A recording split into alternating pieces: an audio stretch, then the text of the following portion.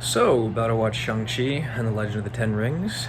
I remember way back in 2013 how excited I was to see the Mandarin on the big screen, and then I got one of the bigger disappointments in my nerd life that the Mandarin was fake. And now here we are, 8 years later, finally about to see the real Mandarin in the MCU. So, pretty hyped. Let's go. Okay, just got back from Shang-Chi, and I thought it was pretty good. Don't really have a lot of negatives, just one kind of big one. It is a little spoilery, so I will put a spoiler warning on this video. I won't get too deep into every spoiler in this movie. My one problem with it does involve spoilers, so click away from the video if you haven't seen the film yet. I encourage you to go watch it. 3, 2, 1, spoilers. So overall, I want to make it very clear I did like this movie. Most of my thoughts on it are positive, but my one problem with it is the ending, specifically the big final battle with that soul creature, who I'm pretty sure is not Fin Fang Foom, even though I feel like a lot of Marvel fans are going to assume it was. I just didn't think it was really necessary, you had a perfect setup with the whole father and son storyline between Shang-Chi and Wenwu. And I get that the whole purpose of that creature was to show off the power that Shang-Chi possesses after he gets the 10 rings, but I just thought that the Wenwu Shang-Chi storyline ended a little abruptly to make room for this soul eater dragon thing that was basically just a nameless, faceless creature for them to fight. So I don't know if I really loved that, and unfortunately it was one of the last things that happened in the movie, so that's kind of the thought I'm stuck with as I left the theater. I really do think this is a good movie. That was pretty much my biggest problem with it. Just thought of another negative. It's really a nitpick in the grand scheme of things, but as someone who is really big on continuity, there was a bit of a continuity error when it comes to the Mandarin, or I guess just that name of the Mandarin.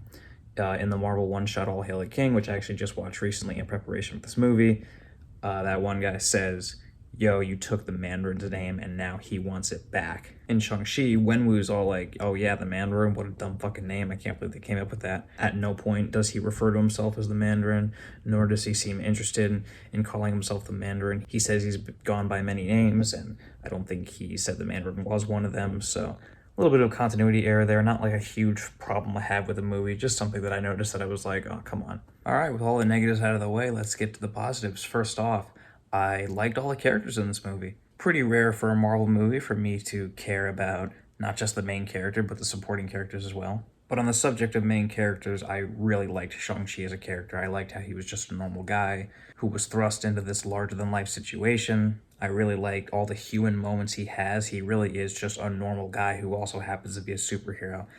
And I thought that was nice. We don't really get a lot of superhero movies like that. They're either gods from another world, or sorcerers, or there's always something about a prophecy.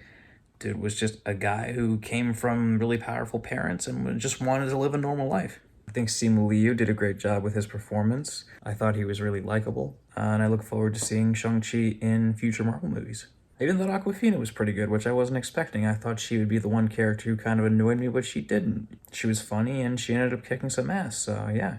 And I could have gone for a little bit more of him, but I really did enjoy Wenwu as a villain. This is some of the best acting the MCU's seen in a while. Tony Leung killed it. I really liked how he was more of a tragic villain. I feel like the more I think about this movie and the more I watch it, the more I will like him as a villain. I thought he was pretty good. And I've got to say, I think this is one of the few Marvel movies that does humor right. All the humor in this movie comes very naturally. There's no forced jokes. There might be a couple, like one or two, but for the most part, all the humor is natural, and there's not even like an overabundance of it. This movie takes itself pretty seriously. There's a lot of violence, there's a lot of drama, and that's kind of a rare thing in comic book movies nowadays, or at least Marvel movies, so I was really satisfied with that. And finally, the last big positive I have, it should go without saying, but I thought the action in this movie was really good. This is exactly what the Defenders or Iron Fist should have been.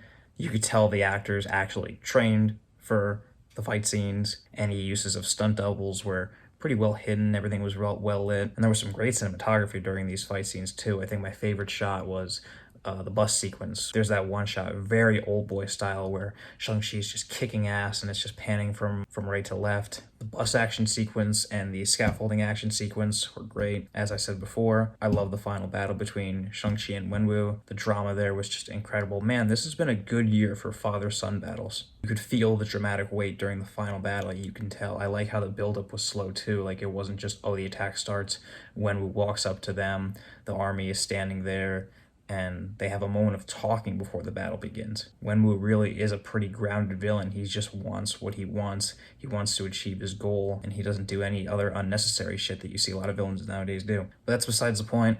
I love the action sequences in this movie. I thought the pacing was pretty good too. This movie was like 2 hours, 16 minutes, I believe. I'd say the slowest part was the part where they get to the village and, what was it, Talo? But even then, there was a lot of character development moments. I love the editing too. I love the placement of the flashbacks. I think they did a great job at telling the origin story, and I think the way it was edited together was really well done. And yeah, those are pretty much my thoughts on Shang-Chi and the Legend of the Ten Rings, at least after this first viewing. I mean, right after. I just got out like a half hour ago. I'm sure there's something I might have forgotten to add, but these are all my main points.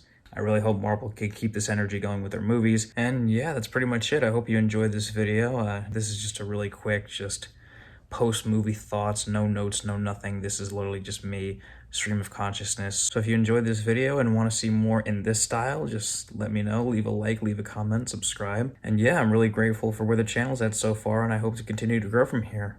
Stay frosty, all you beautiful people, and have a great one.